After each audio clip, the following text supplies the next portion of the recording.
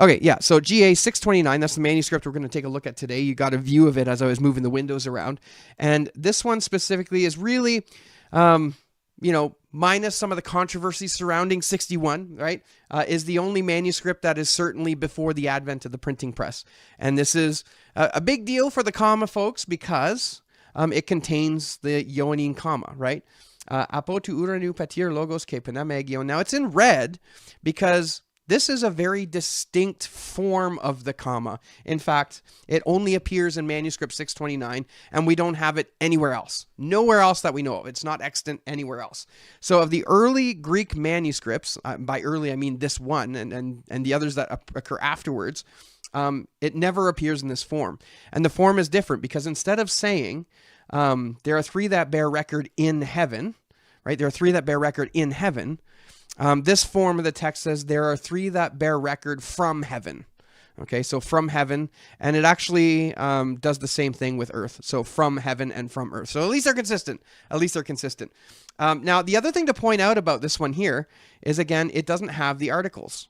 And basically everything that occurs before the printing press, which is kind of this one, doesn't have the article, giving us a suggestion that this likely came over from Latin. Now, going into taking a look at GA 629, my initial thought was looking at it that it potentially looked like it was either added afterwards by the scribe who was writing the Greek side, because it's a Latin-Greek diglot.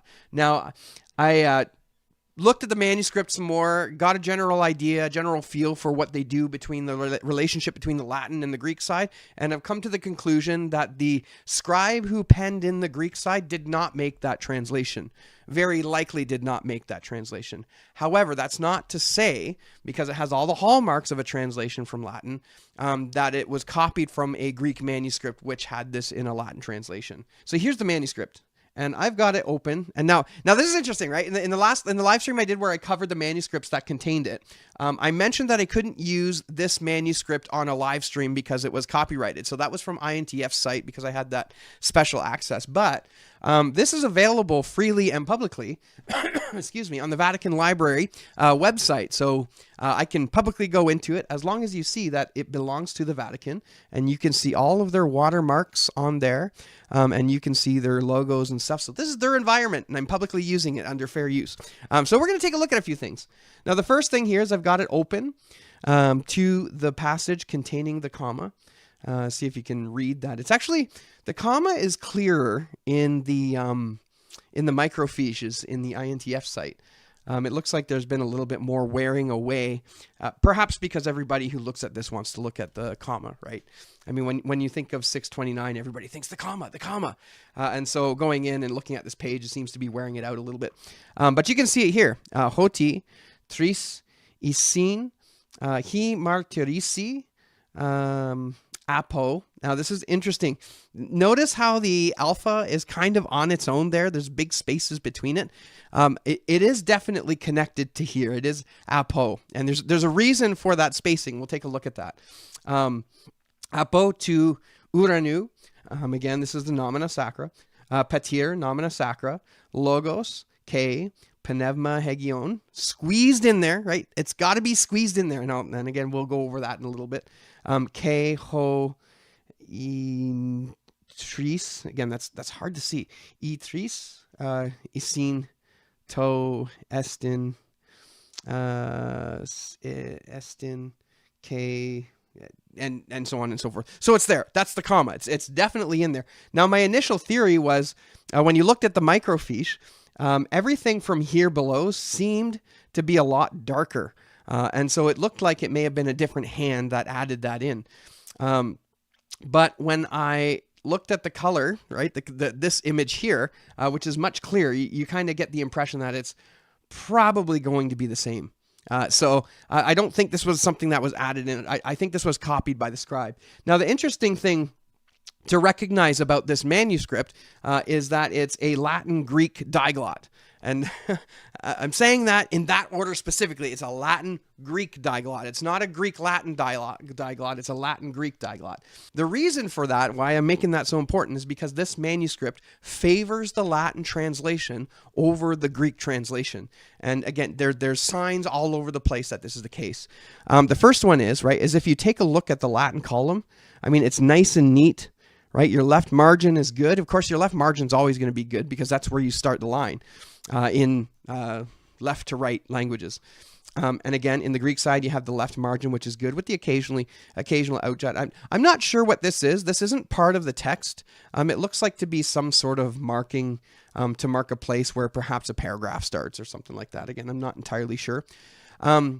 But then you look at the right-hand column of the Latin side, it's a little bit wiggly, right? It's a bit wiggly, but it's mostly uniform, and they've stopped on the letter of the end of the line. I mean, there's a few, exceptions, but for the most part, it's pretty uniform. But then when you get into the Greek side, well, you're all over the place. You're kind of here, and then you're like all the way into the gutter, and then you're kind of over a little bit. You can see some text has been added. You come all the way over to the left-hand side, and that's done purposely. We're going to take a look at this example, why this is like that. And then, of course, you can see how bumpy it is. So the reason why it's like that is because this is a line-by-line translation. So on the Latin side, you have a line of text. And then on the Greek side, you have a line matching that line of text. So that's how it goes. So for each line of Latin, there's a line of Greek, which is why the Greek text is also bumpy on the side, right? Because they didn't care about the length of the Greek text as long as they got it all in one line to match what was in the Latin. And that's typically the pattern that you see all throughout GA 629. But yeah, so that's an interesting little tidbit. Now, it is interesting that the comma is found here in a Latin diglot, indicating possibly that this is something that has kind of tagged along with the Latin tradition. I don't know, and of course, I know there's going to be some people who disagree with me here, but I don't know if we could necessarily consider this a pure Greek witness. I think there's definitely some influence of the Latin here, or at least in this instance, it's tagging along with Latin texts. Okay, so this is interesting. So this is part of the reason why I came to the conclusion that whoever put the comma in this manuscript did not translate it himself. Because what you have here is, if you take a look at this line here, you'll see the line is blank. And again, the reason why the line is blank is because there's stuff here in the Latin right here. Now, I can't really read Latin. I was able to piece together a translation. I'll share it with you in a moment. But this is Acts 10:17. So it says, "Now while Peter wondered within himself what the vision which he had seen meant, behold, the men who had been sent from Cornelius had made inquiry for Simon's house and stood before the gate." For Simon's house and stood before the gate. Now, the whole thing about standing before the gate is not in here. What you're seeing here is essentially a place in the Latin right here that does not exist in the Greek. And so what did the scribe do? The scribe just stopped where the word stopped. So you can see the period there. And then a word here, and normally that would be filled here with Greek, but it's not. And the next line is blank up to it autem, I think, host day, up until host day, and then it continues on with the text. And you see, again, we know that because every line in the Latin text has a corresponding Greek line, and all the Greek words match up with all the Latin words, or for the most part. There may be some exceptions in there, but for the most part, it's one line to one line. Now, let me pop over to Acts 4:36, and so it stretches out the text. Oh yeah, this is what it is. Right here, you can see. Again, this is Acts 4:36. So let me just pop this up here and I'll read it. And Joseph, who was also named Barnabas by the apostles, which is translated son of encouragement, a Levite of the country of Cyprus. So that's Acts 4:36, and you can see here, Iosis de hos so hard. Hoestin, I think. Espin. still hard to read. I'm getting there. I'm getting a little bit more comfortable with the minuscules, but it's still difficult. But anyway, what you're seeing here is you got Joseph autem qui agnomi. I think I don't know. Again, I don't do Latin, but you have Joseph here, Joseph and Joseph, de ho whatever, and so you see that this is only like 3 words for the 4 words here. And so they've stretched out the text in order to make it fit in that line. So here you're getting another picture here that the Latin side of this manuscript was the more important side, and then the Greek side was done afterwards as kind of a second thought. So I think when this manuscript was made, I think what's more than likely would have happened is one scribe would have came, copied down the Latin side, in the whole manuscript, and then it would have been handed off. Either the same scribe. I don't know if it's the same scribe who did the Latin and the Greek. Again, I guess we wouldn't really know. It'd be different writing styles for both languages. So it was either the same scribe went back and then did in the Greek side, or it was handed off to another scribe who did in the who copied in the Greek side. And of course, the scribe who did the Greek side would be paying attention to the Latin side to make sure that he's not that he's making room or skipping those lines where he doesn't have an actual phrase to put in there. So because he's skipping those lines and leaving them blank, we cannot conclude that 1 John 5:7 was added during the production of this manuscript. It would have been copied from another manuscript again. Whether that came from a Latin Greek diglot, nobody knows. At this point, it could have came just from a regular Greek manuscript, or it could have came from a Latin one. Who knows? Let's take a look at 24. Let's do. Oh, this one's interesting. Yeah. So what is going on here? This is interesting. So the passage we have here is 1 John, chapter 4, verse 3. And what it is, and every spirit that does not confess that Jesus Christ has come in the flesh is not of God, and this is the spirit of the Antichrist, which you have heard was coming and is now already in the world. So what's happening here is, again, the Latin side has a phrase that the Greek side doesn't have. But what happened here very clearly is you can see that a scribe came in and added the phrase here, Jesus Christ in the flesh has come, ek to theou, from God. So let me see if I can read this. K pan panebma. So every spirit me homologisin, which does not confess Jesus Christ has come in the flesh. So the phrase Jesus Christ has come in the flesh wasn't put in here in the Greek text, but a later hand came in and said, hey, this is an important passage. We need to put it in there. And so they literally put it in the passage. Now, this probably looks to be a later hand, would be my guess, because we just don't see we don't see Isun Christon written like that, at least in this manuscript. And there's lots of spaces between the letters, and all the letters are formed. There's no ligatures in here. So you kind of get the idea that this is probably a later hand, much later hand that put this in. I'm not going to put a date on that because I'm not a papyrologist. I don't really know, but it's that much different that we can tell that somebody else added that into the text. The Greek passage didn't initially fit, and so it was left. A later scribe added the remainder afterwards. And then I have the Latin phrase here. We can see if we can work that out. Yeah, so has come in the flesh. It's not in the Latin. So he who confesses Jesus Christ has come in the flesh is not in the Latin, which is interesting because the implications of has come in the flesh is very specific to a what do you call a Gnostic teaching. This whole idea that Jesus he came in the spirit only, and he didn't actually have flesh and blood like we have flesh, right? And this is a whole attack on the deity of Christ, or on the manhood of Christ, like that he's fully God and fully man.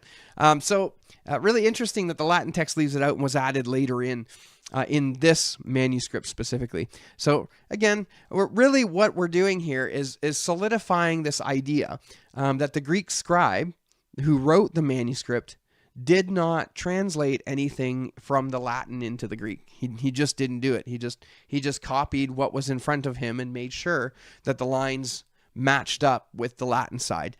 So again, when we come back to the comma in 1 John 5:7, my theory from earlier that the scribe added 1 John 5:7 when he was creating this manuscript kind of falls apart. This is, I guess we could consider this one a win for the comma guys, but only marginally a win. Only marginally a win. Why? Because this bears all the hallmarks of being a translation from the Latin. Again, nobody mixes up apple and N, and then there's no articles on it, right? And that's typically, that's pretty indicative of something that has come over from Latin. And then the other reason why this isn't quite the win is because this is still a very late manuscript, even in the 14th century. If this is the earliest manuscript that we have, you don't have numbers, you don't have majority, you don't have earliest, you don't have the early church fathers. Again, I know that's debated, but you don't have the early church fathers. So it does not look like that this was originally in the scriptures. It does not look like it originally came off the hand of Paul. Now, I think there's worth looking at two more things here. If we come back over to 105, page 105, there's an interesting passage in 1 John 5:3, and that's right here. And you can see that there's a phrase missing, and it's, let's see if I can get this. Et mendata, queus gravis non sunt, and then the phrase here, eo autem Deo sunt, quum, I think. Again, I'm not a Latin guy. I'm learning, but I guess the best thing you don't want to do is to jump straight into a minuscule manuscript with Latin script because you can't read it.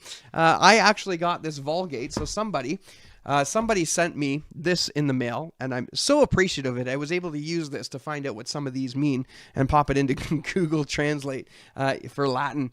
And so what we have here is just simply the phrase, and they belong to God.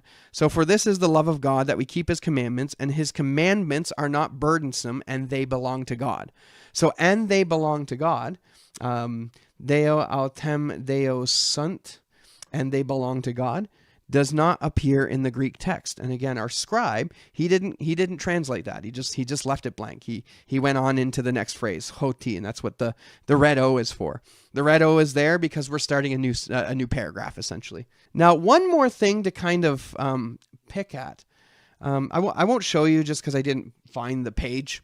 But Romans, you remember back to my discussion about Romans, I think it was 16:24, and there was a question surrounding whether or not that was scripture or not. When I started diving into that, it turned out to be a much bigger problem than just 16:24, because there was a benediction and then there was a doxology.